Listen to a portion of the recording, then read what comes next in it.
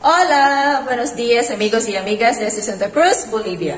Okay, so happy Thursday everyone, happy Jueves. Okay, so in Spanish, Thursday is Jueves pa rin. Katulad ng sinasabi natin in Tagalog at Bisaya, Jueves. Iba lang yung spelling nila. So, alright, so today, time check is already 10:35. So, ano nga bang gagawin natin? Alright, so syempre, wala pa rin tayong ganap outside. So, ang ganap natin is still here inside. So, it's a little bit gloomy outside. Alright, so ano nga bang gagawin natin? Magluluto pala ako. I'm already preparing our food for lunch. At ang lulutuin ko ay... I will be cooking kare-kare. Alright, so I went outside early this morning. So, I think I went at 6 a.m. At the public market, bumili ako doon ng kakailanganin natin. Bumili ako ng karne ng baboy. And also, bumili ako ng igado or liver, beef liver. Kasi I was supposed to prepare igado with the beef, with pork pala. Alright, but, may nakita akong nagluto ng kare-kare. Sabi ko, marami kaming peanut butter dito. Marami kaming peanut butter galing sa subsidy na natanggap namin nung nagbubuntis ako at nung nanganak na ako. Hindi namin nagagamit kasi walang may gusto ng peanut butter dito. So, marami kaming, botelya ng peanut butter katulad nito, Tulad nito. Kita nyo? May pangalang subsidio. At meron ding drawing dyan na pregnant. Okay. So, mantequilla de maní is peanut butter. Okay, mantequilla de maní, peanut butter yun guys. Ibig sabihin. So, this is from the subsidy. Marami kaming ganito. Pa-expire na yung iba. Pa-expire na yung iba guys, hindi namin nagagamit kasi nga walang kumakain. Ako, hindi rin ako masyadong kumakain ng peanut butter pala. Kahit doon sa Pilipinas, hindi ako kumakain. So, nung nagbuntis ako, paminsan-minsan lang kapag gusto ko. So, wala talagang yung mga kasamahan ko sa bahay, hindi rin kumakain ng peanut butter. So, why not? Gamitin na lang natin sa kare-kare.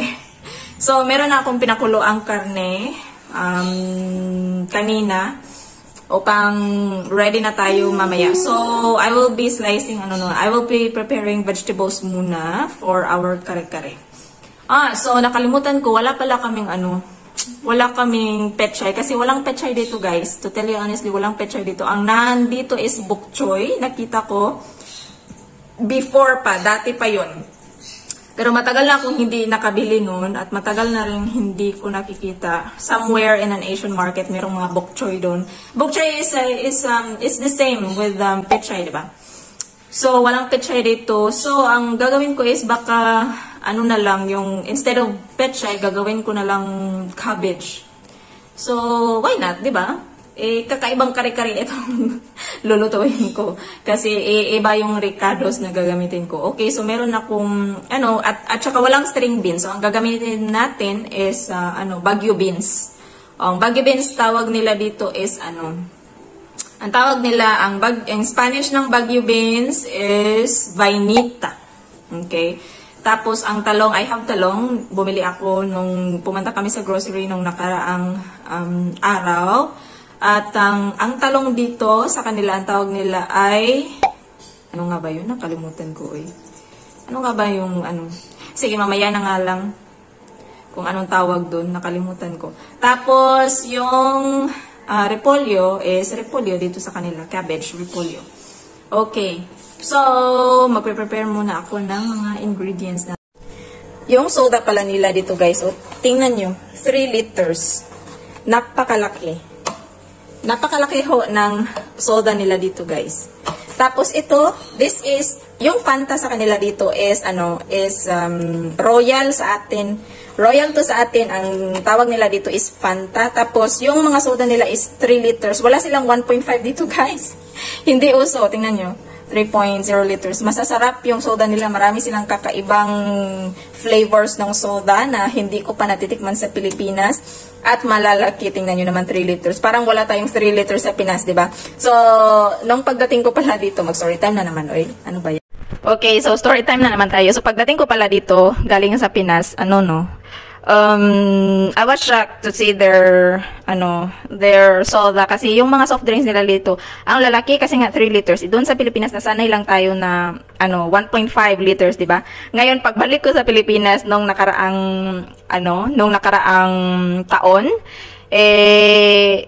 din ako, na-surprise ako dun sa it's very weird for me to see 1.5 liters kasi nasanay na ako ng 3 liters dito, malalaki. Tapos pagbunta ko doon, napakaliit yung 1.5 pala. Sabi ko, ang liit-liit ng 1.5. O bakit namin, parang napagkakasya natin yung 1.5 liter buong pamilya umiinom, no? Pero dito guys, 3 liters talaga. Tapos masasarap yung soda nila dito, ewan ko.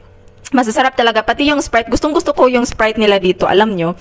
Gustong-gusto ko talaga yung Sprite nila dito kasi meron siyang flavor na lemon at kakaiba yung sarap niya. Sprite din naman siya, katulad sa atin yung amoy niya, Sprite. Pero mas malinamnam at mas masarap kasi hinahaluan nila ng mga fruits. Katulad nito, no, itong Fanta nila, meron itong parang hinaluan talaga nila ng true orange. Kaya iba yung lasa. Parang ganun. Kakaiba yung mga lasa ng nila dito at masasarap yung mga soda nila, in all fairness naman. Okay, so prepare na tayo. Ano pala guys, yung talong pala dito sa kanila ay tinatawag nilang berenjena. Ayun berenjena. So magkano to? 14 pesos to. 14 pesos ito. Ito napakaliit tingnan nyo. Tambok, mataba, pero napakaliit. Yung talong natin sa Pilipinas ay matataas, pero thin, no? Dito ganito, meron pang malalaki nito, merong medyo mahaba nito, pero malalaki talaga sila, matambok ba, matataba yung talong nila dito, tapos medyo mahaba ng kaunti, pero hindi masyadong mahaba talaga. Tapos repolyo, cabbage ito. Repolyo din tawag nila dito sa kanila. Tapos ito, vainita. Ito yung Baguio beans na sinasabi ko. Vainita ho ang tawag nila dito. This is 28 pesos. Ang kilo nito is nasa mga 90 something. 90 Philippine peso something. So, ayun. Right, so, hindi ko na pala ito parang I will gonna fry lang itong talong natin. Hindi ko siya isasama sa ating karne. Yung iba sinasama nila, no? Pero sa akin parang hindi ko na ito isasama. Parang ipa-fry ko lang kasi I will not be cooking a lot naman, guys. Kasi kami lang naman ang anak ko. Kasi yung asawa ko usually hindi yun umuwi na. Hindi na siya umuwi dito for lunch. So, kami lang naman ang anak ko. So, hindi ko nadadamihan. Kasi ako lang naman kakain ng veggies na ito. Hindi ko naman ito mauubos. So, ngayon pala, sana kasi ako. I was thinking to do fried veggies, parang pinakbet ba.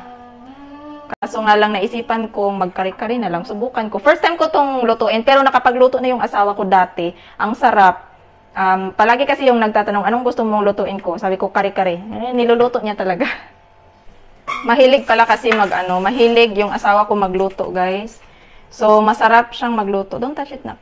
Masarap magluto yung asawa ko. Kaya, tingnan nyo naman sa katawan, diba? Makikita nyo naman yun sa katawan.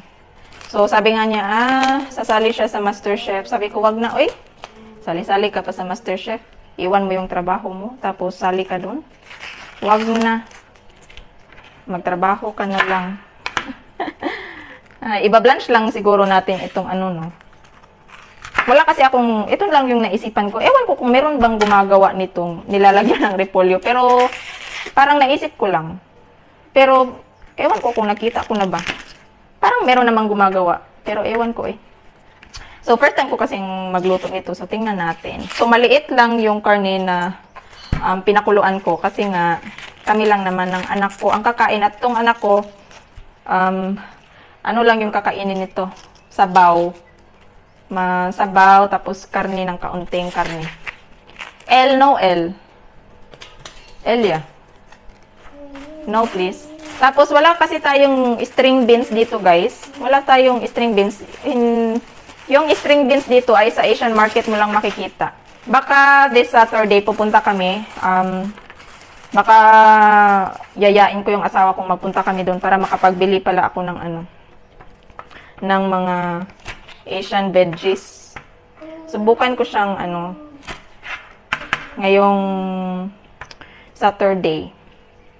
Subukan nating yayain kung kung musugot, kung mag-oo o hindi. So, ibablanch lang siguro to, no? Hindi ito ipiprito.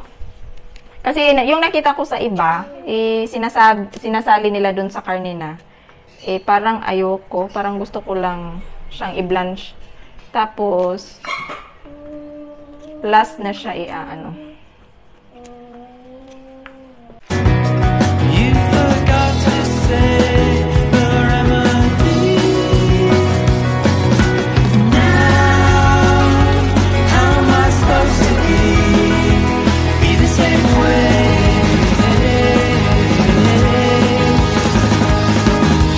Now, how am I supposed to be the same way?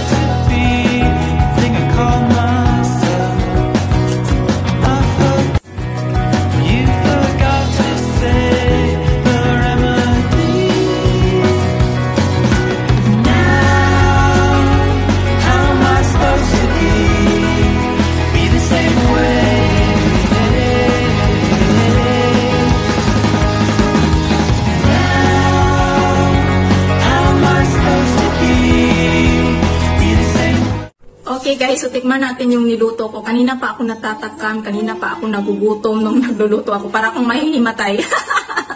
Para akong mahihimatay. Parang nanginginig na kasi parang nagugutom ako. Okay, so tikman natin yung luto ko. Meron akong piniper dito.